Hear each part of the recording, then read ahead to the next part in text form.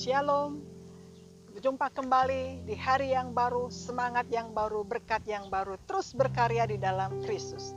Hari ini firman Tuhan berbicara kepada kita, hidup bagiku adalah Kristus dan mati adalah keuntungan.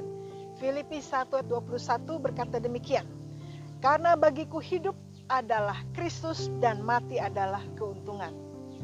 Ya, Rasul Paulus dan Timotius menuliskan surat kepada jemaat di Filipi yang begitu luar biasa.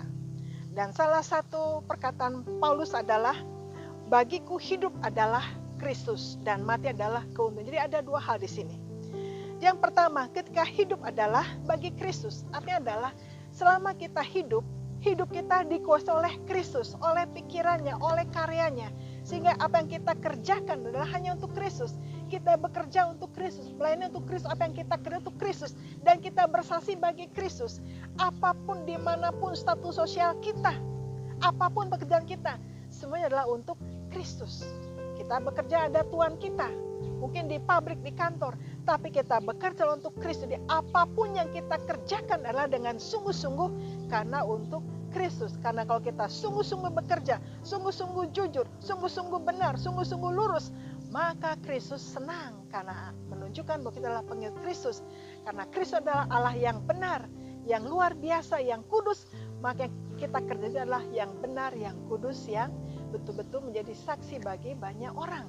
Sehingga selama kita hidup kita, pikiran kita, pekerjaan kita, hati kita, semangat kita, doa kita, penyembahan adalah hanya untuk Tuhan, hanya untuk Kristus. Sehingga apa yang kita kerjakan, semua aspek, setiap sudut hanyalah untuk Kristus. Kita menyembah Kristus, memuji Kristus, menyembah Tuhan yang luar biasa.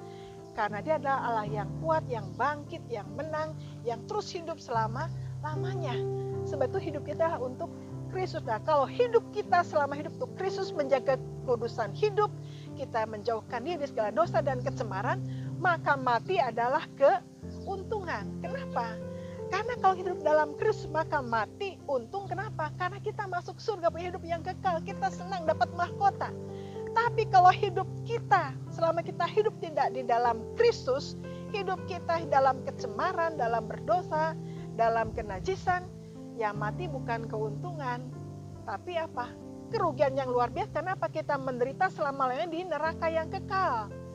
Nah, sebab itu supaya bagiku hidup adalah Kristus dan mati adalah keuntungan, maka yang pertama, mari kita hidup sungguh-sungguh untuk Kristus, ya. Terima Yesus ya Tuhan Juru Selamat, dan hidup mengandalkan Tuhan, hidup di dalam kekudusannya, dalam kebenarannya, dalam kejujurannya. Kalau kita hidup serba untuk Kristus, maka mati adalah keuntungan. Karena kita mati dapat tempat di surga dan mahkota tersedia bagi kita. Amin.